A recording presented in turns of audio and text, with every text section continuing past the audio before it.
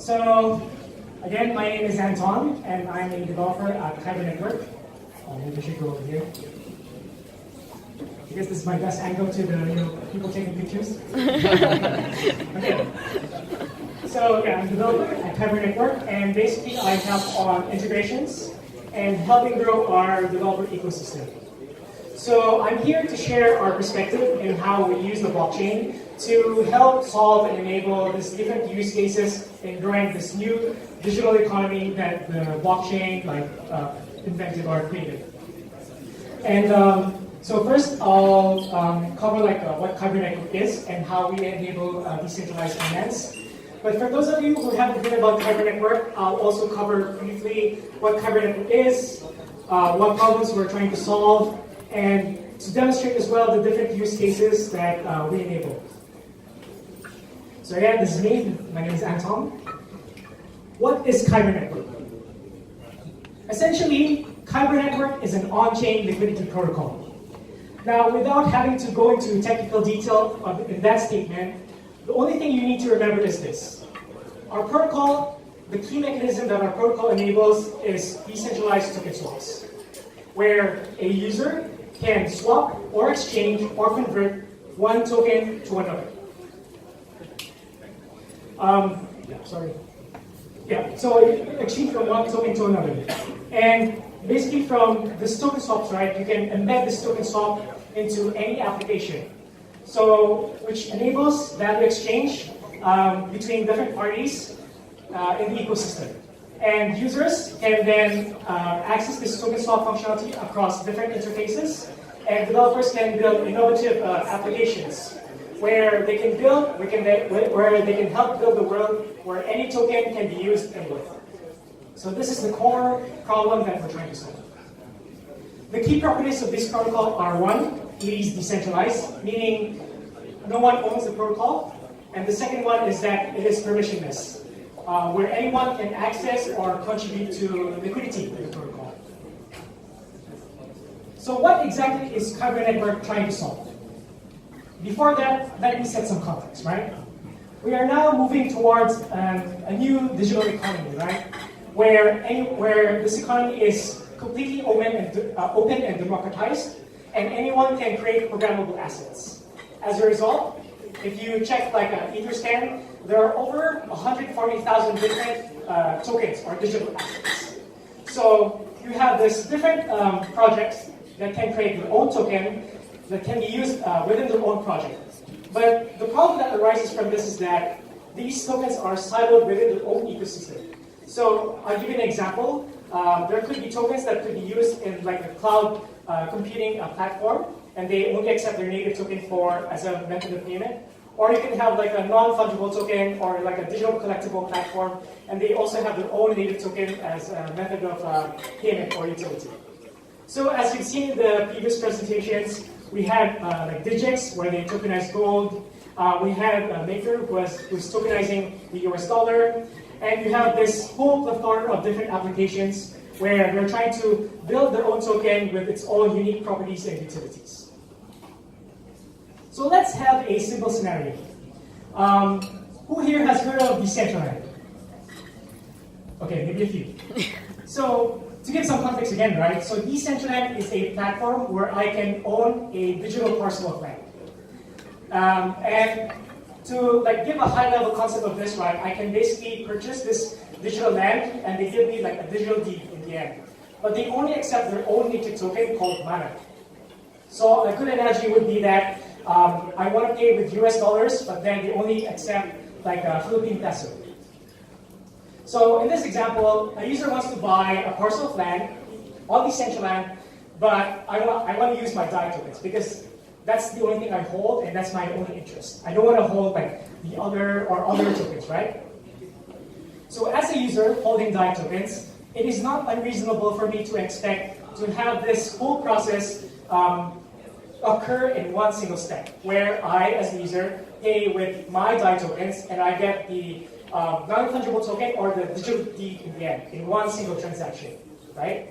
But then, it is not in Decentraland's interest to accept DAI tokens. They only want to accept mana. So the reality is that we actually have to go through 3 separate transactions. I may need to go to one exchange where I need to convert my DAI tokens into Ether. And then I go to another exchange that supports the Ether to Mana token pair. And then I do a trade again there. And finally, taking my Mana tokens, I go to the platform and finally buy the land or the digital deed. So notice how each step is a value exchange where possibly different parties are involved. And as a user, because of this many different exchanges, I may assume further risk and like for example from slippage and and maybe like inconvenience because I have to go through different exchanges. So this is the heart of the matter, and this is like what we observed in Kyber. What we observed is that the most interesting payment and financial flows require multiple value exchanges between many different parties. But the crucial step is bundling these multiple value exchanges into a single transaction. So for the user, what they can expect by using our protocol is that they can just pay with DAI tokens, and then they receive the digital land in return. But behind the scenes, Kyber facilitates this token swap or conversion between the many different steps from DAI to Ether, Ether to Mana, then Mana finally to the digital land in a single atomic transaction. So let me give you some use cases that the Kyber protocol enables. So you can simply have a swapping service, right? Where I swap from our exchange token A to token B. And you can see this in many different applications. So an example is like KyberSwap, which is our own in-house developed user-facing product.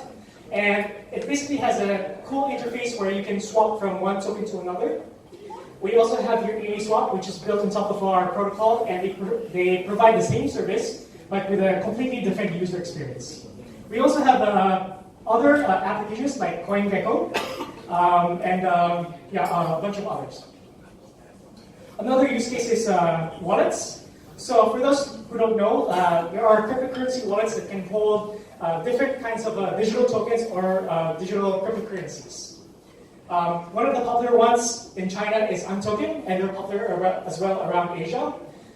So by integrating the Kyber protocol, users can perform this swap or exchange within the application without having to leave the service.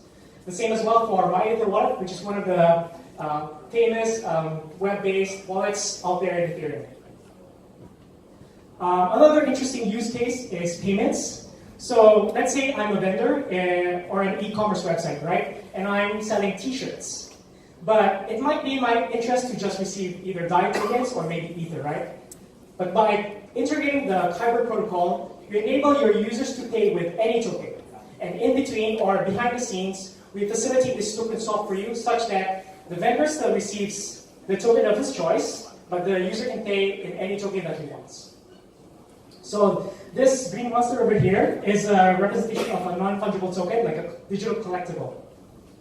And that collectible is actually from an application called Ethermon.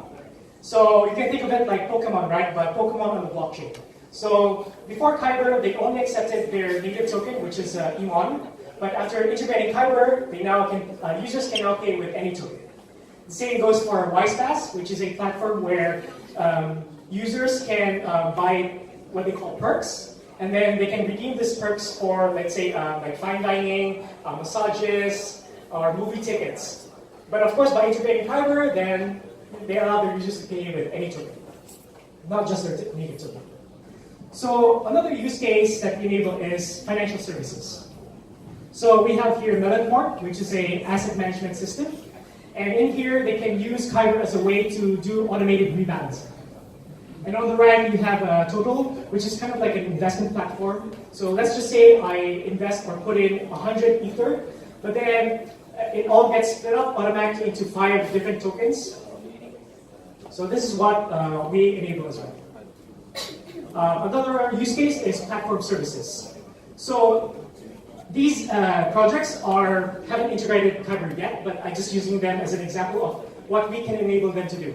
So for example, IXX is a cloud computing service where you need to use their own native token to be able to rent computing power. So you can think of it like AWS or Google Cloud.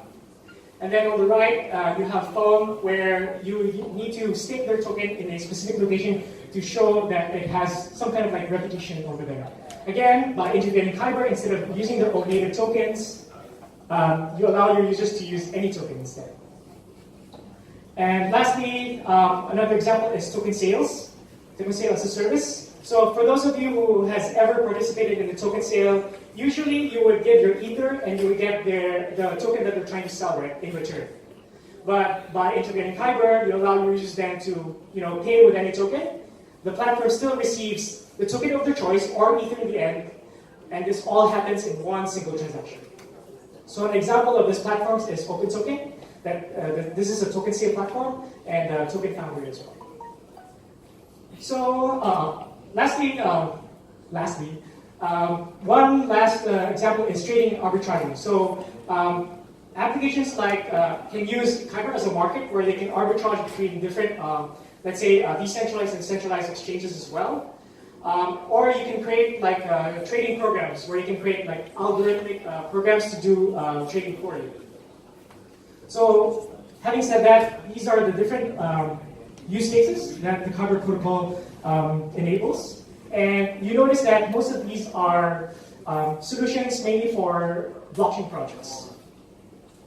So as a summary, right, Kyber enables this crucial payment and financial flows that could be difficult or impossible otherwise.